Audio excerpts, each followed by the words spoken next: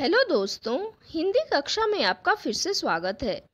आज हम कक्षा 6 की हिंदी पाठ्य पुस्तक वसंत भाग 1 का पाठ 2 बचपन का प्रश्न अभ्यास करेंगे। प्रश्न 1 है, लेखिका बचपन में इतवार की सुबह क्या क्या काम करती थी? तो इसका उत्तर होगा, लेखिका बचपन में इतवार की सुबह अपने मोजे धोती थी, उसके बाद अपने जूते पॉलिश करके चमकाती थी। इतवार की सुबह वह इसी काम में लगाती थी। प्रश्न 2, तुम्हें बताऊंगी कि हमारे समय और तुम्हारे समय में कितनी दूरी हो चुकी है।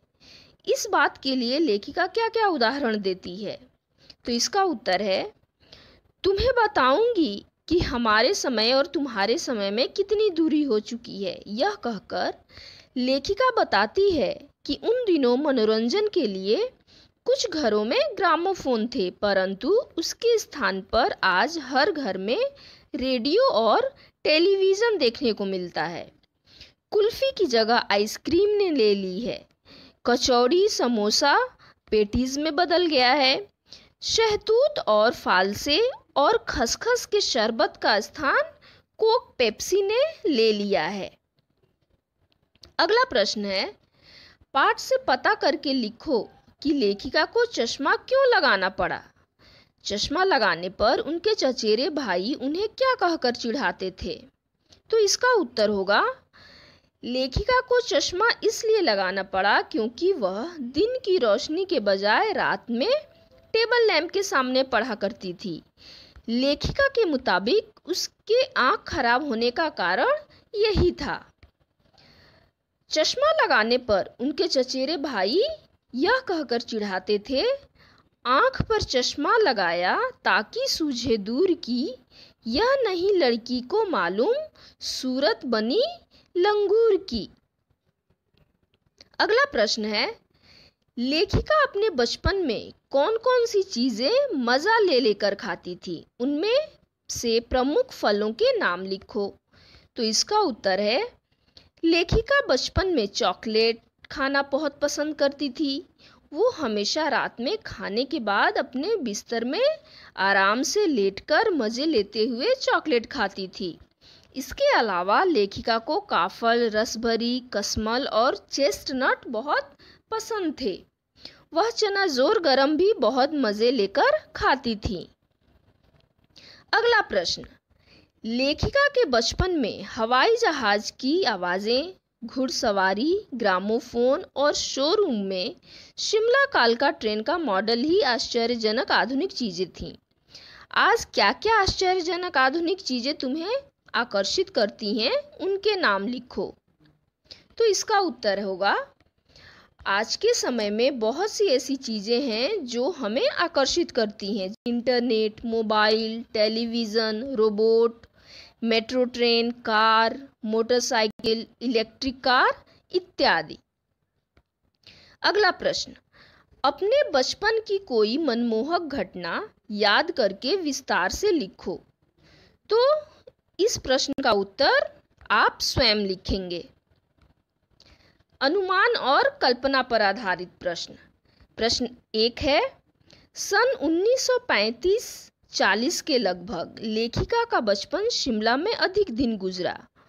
उन दिनों के शिमला के विषय में जानने का प्रयास करो।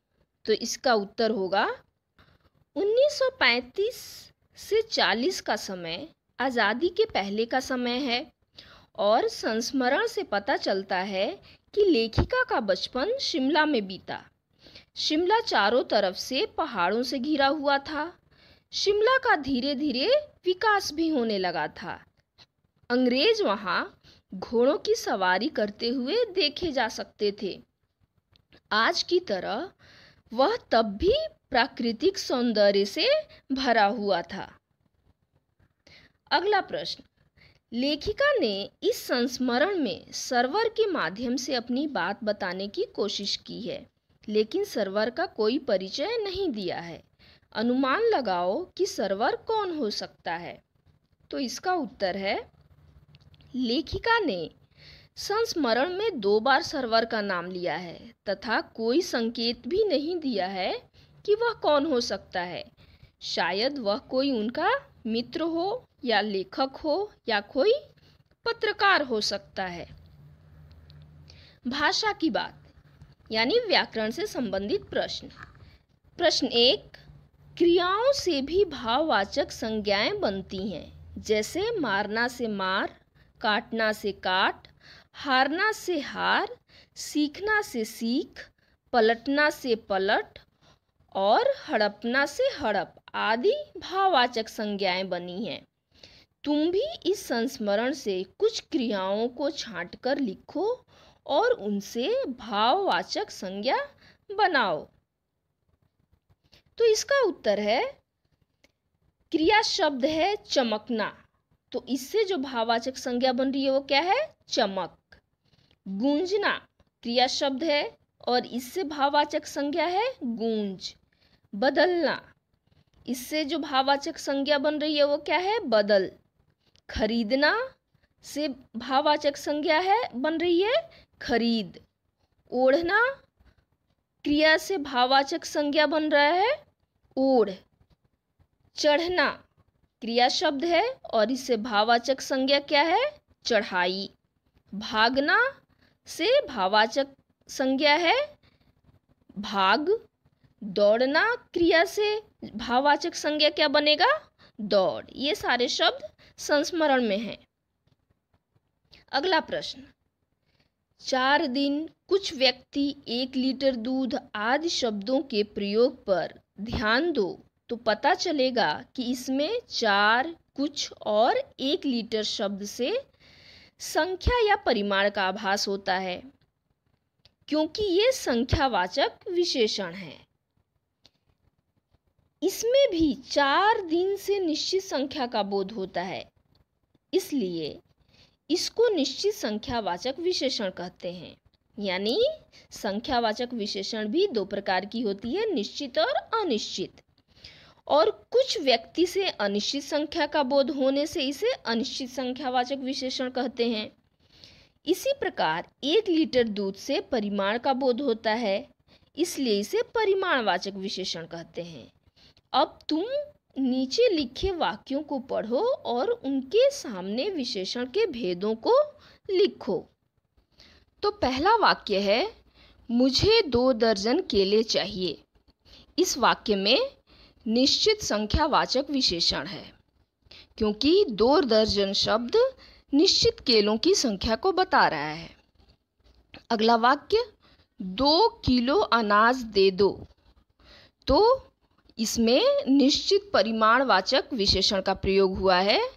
2 किलो शब्द यह बताता है कि अनाज का वजन कितना है? निश्चित है, 2 किलो है। अगला वाक्य है, कुछ बच्चे आ रहे थे।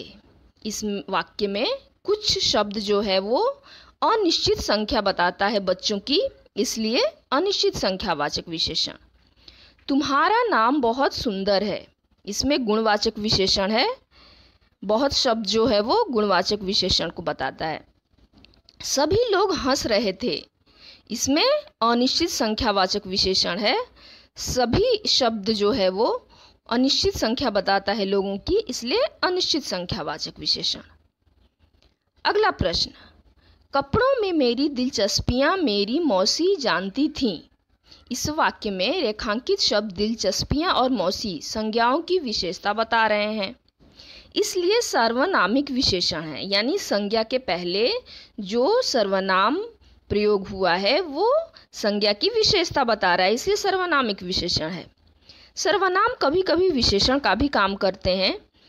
पाठ में से ऐसे उदाहरण छांटकर लिखो।